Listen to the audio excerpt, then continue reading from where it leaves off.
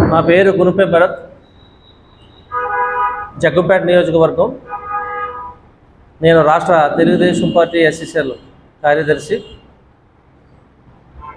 ఈరోజు ఈ అత్యవసర సమావేశం ఎందుకు ఏర్పాటు చేశామో ఆంధ్ర రాష్ట్ర ప్రజలందరికీ తెలియాలనే ఉద్దేశంతో పెట్టడం జరిగింది.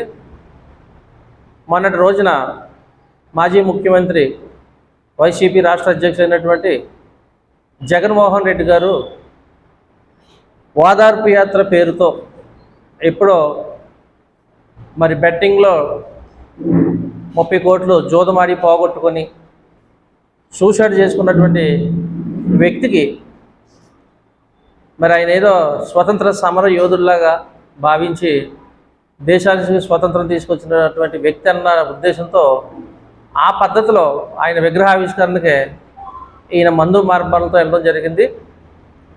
మరి ఆ సమయంలో ఎంతైనా మాజీ ముఖ్యమంత్రి కదని చెప్పేసి రాష్ట్ర ప్రభుత్వం అతనికి 14 కారులు, ఒక 100 మంది సిబ్బందితో ఓదార్పు యాత్రకి పర్మిషన్ ఇవ్వడం జరిగింది.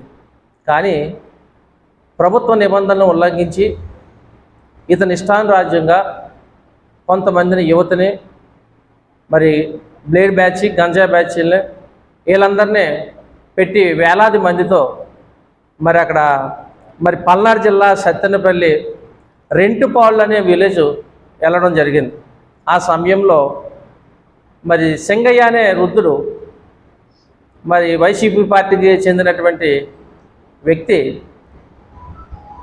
కారు కింద పడిపోయి తల మీదించి, అంటే చక్రాలు ఎక్కుతున్నా సరే పట్టించుకోకుండా మరి అతని మరణానికి కారణమైనటువంటి వ్యక్తి జగన్మోహన్ రెడ్డి గారు. అంతేకాకుండా మరి ఇదే యాత్రలో భాగంగా సొమ్మశిల్లి ఇంకొక వ్యక్తి చనిపోతే అది కూడా పట్టించుకోకుండా కేవలం బెట్టింగ్ రాయిని పరామర్శించడానికి వెళ్ళి విగ్రహావిష్కరణ చేసి రావడం అని అన్నదే చాలా బాధ.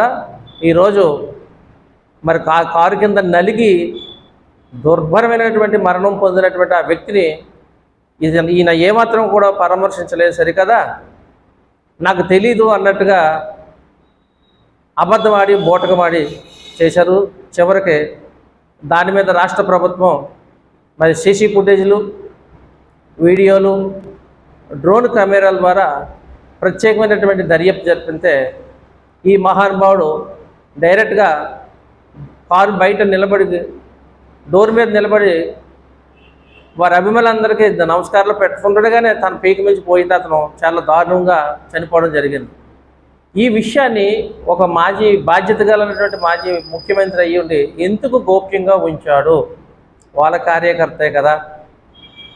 ఈ యాత్ర పేరు చెప్పి ఇద్దరు చనిపోవడం, ఈ మరణానికి కారణం, దీనికి బాధ్యత జగన్మోహన్ రెడ్డి గారు వహించాలని చెప్పేసి మేము కూటమి ప్రభుత్వం తరపు నుంచి మేము డిమాండ్ చేస్తున్నాం. ఇంకోటి,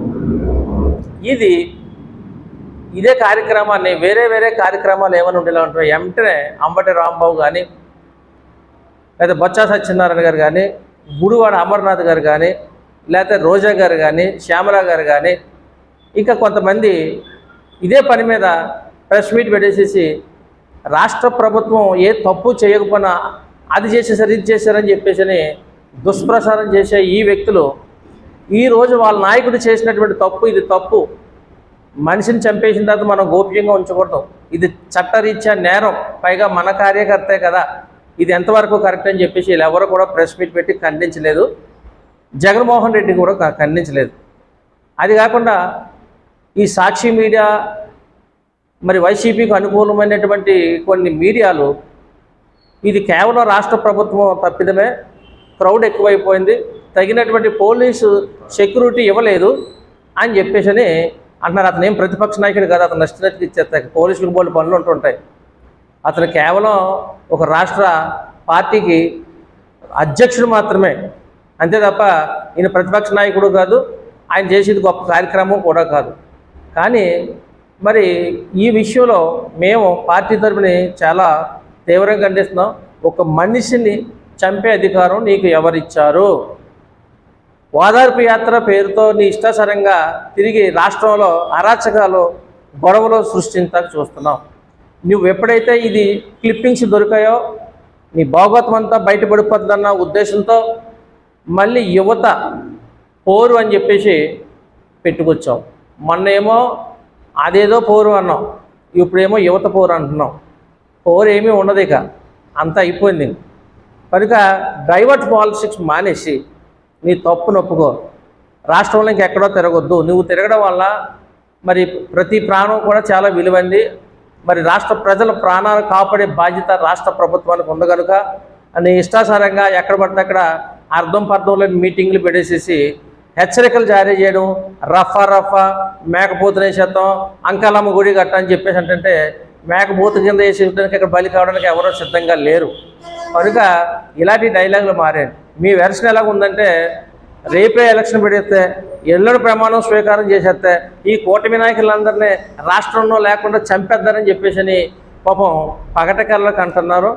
అవి అయిపోనే ఇక మీ తరం కాదు, మీకు అధికారం రావడం మీ తరం కాదు. ఏదన్నా చట్టరీత్యా చేయండి. ప్రతిపక్ష నాయకులే కాకపోయినా ఒక పార్టీ అధినేతగా రాష్ట్ర ప్రభుత్వంలో ఏమన్నా తేడా పాడాలు ఉంటమైతే నువ్వు చెప్పాలి. నువ్వు చెప్పలేవు, అసెంబ్లీలో కూర్చోలేవు. నీ నియోజకవర్గ సమస్య చెప్పలేవు, ఇంకా రాష్ట్ర సమస్యలు చెప్పడం నీకు భయం. అసెంబ్లీలో కూర్చుంటే నువ్వు వెళ్ళి అసెంబ్లీలో కూర్చొని నీ సమస్యలు చెప్పు, రాష్ట్ర సమస్యలు చెప్పు. ఒక మాజీ ముఖ్యమంత్రిగా నీకు ఒక గౌరవం ఇవ్వడం జరుగుతుంది.